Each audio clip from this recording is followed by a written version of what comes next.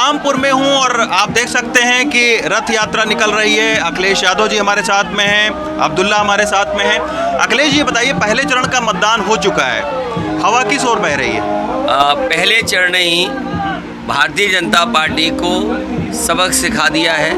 महंगाई के खिलाफ, बेरोजगारी के खिलाफ, और वहाँ के किसान ने अपने मान सम्मान से जोड़ करके चुनाव को देखा है और एक एक वोट भारतीय जनता पार्टी के खिलाफ दिया।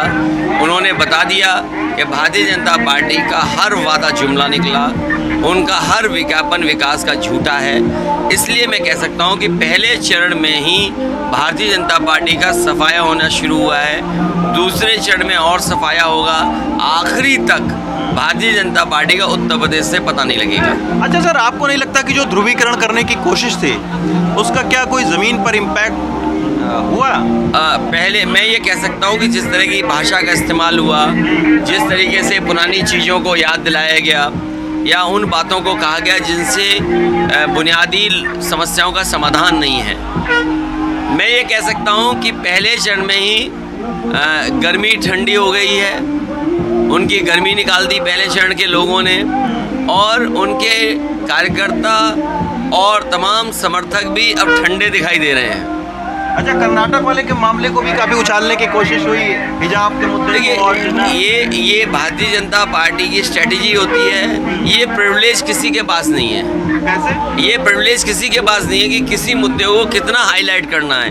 ये प्रिविलेज अगर किसी के पास है तो वो भारतीय जनता पार्टी के पास है। वो जब चाहती है तब किसी भी मुद्दे को किसी भी सीमा तक ले जा सकती है। अच्छा सर, रामपुर में है, आजम खान के ऊपर में तमाम सारी बातें हो रही हैं। किस तरीके से आप देखते हैं कि आजम खान अभी जेल में है और आजम खान को भी एक मुद्दा बीजेपी बना रही है? देखिए, छोटी सोच के लोगों की छोटी ही बातें होती हैं, और जिस तरह के मुकदमे लगे हैं, जिस तरह की धाराएं लगी हैं, ये सभी मुकदमे झूठे हैं, जानबूझ करके फंसाया गया है। मुझे उम्मीद है और भरोसा है न्यायालय पर कि एक दिन आजम खान साहब जरूर बाहर आएंगे। और चुनाव में रहते तो बात अलग थी, लेकिन जिस तरीके से विकास और जिस तरीके से आजम खान साहब की पहचान रही है कि उन्होंने रामपुर को तरक्की खुशहाली से जोड़ा है, यहाँ पर यूनिवर्सिटी लाने का काम किया है, यहाँ पर विकास किए हैं, शायद 5 साल में रामपुर की जनता ने देखा है कि उनके साथ धोखा हुआ है। लेकिन सर, किताब चोरी, भैंस चोरी, तमाम सारे जो है मुकदमे, 200 मुकदमे हैं परिवार के ऊपर। दोनों को मिलकर के 350 मुकदमे, दोनों को मिलाकर के बड़ी संख्या में मुकदमे लगाए गए हैं, और वो बहुत छोटे छोटे मुकदमे हैं। मैं ये कहता हूँ छोटी सोच के लोग इसी तरह का छोटा काम कर सकते हैं। अच्छा, एक उन्नाव केस को भी अभी हवा देने की कोशिश है। बीजेपी के तमाम सारे नेता वहाँ पहुँच रहे हैं और कह रहे हैं कि समाजवादी पार्टी के नेता के खेत में कोई लाश मिली है युवती की और अपराध से जोड़ रहे हैं उसको। जिस नेता के बारे में वो कह रहे हैं, वो नेता समाजवादी पार्टी के 4 साल पहले देहांत हो चुका है उनका। अच्छा। और उनके जो बेटे के आरोप लगा, वो समाजवादी पार्टी के कहीं सदस्य नहीं है। मैं ये जानना चाहता हूँ, जब पुलिस को जानकारी थी तो कड़ी कार्रवाई क्यों नहीं की? इतना देर क्यों लगा? मुकदमा तहरीर कब दी गई और कार्रवाई कब हो रही है? तो आखिरकार पुलिस कर क्या रही थी? पुलिस की जिम्मेदारी क्या थी? अगर लॉ एंड ऑर्डर की बात थी, कोई जानकारी थी, तो इतने दिनों पुलिस क्या कर रही थी? पुलिस ने कार्रवाई क्यों नहीं की? अच्छा, अभी एक अंतिम सवाल सर, मीडिया को लेकर अभी आपके पास तमाम सारे बयान जो आए, ईमानदारी और ये सारी चीज़ें, उस बयान के पीछे सर क्या मकसद है? नहीं, मेरा कोई मकसद नहीं है, मेरा कोई मकसद नहीं है। में भी हमने देखा है क्लिप। नहीं, मैं अगर आपसे कहूँ कि आप ईमानदार हैं, अगर आप बुरा मान जाओ तो मैं इसके लिए क्या कर सकता हूँ? इसका अंदर मैं शब्द ही कोई दूसरा इस्तेमाल करूँ?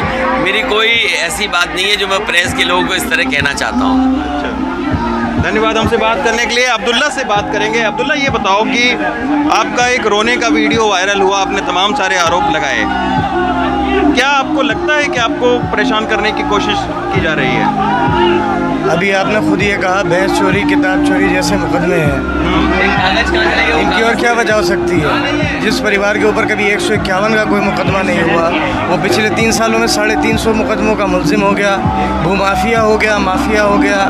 अगर हम माफिया और भूमाफिया होते तो ये लोग ऐसे मोहब्बत करते होते ही।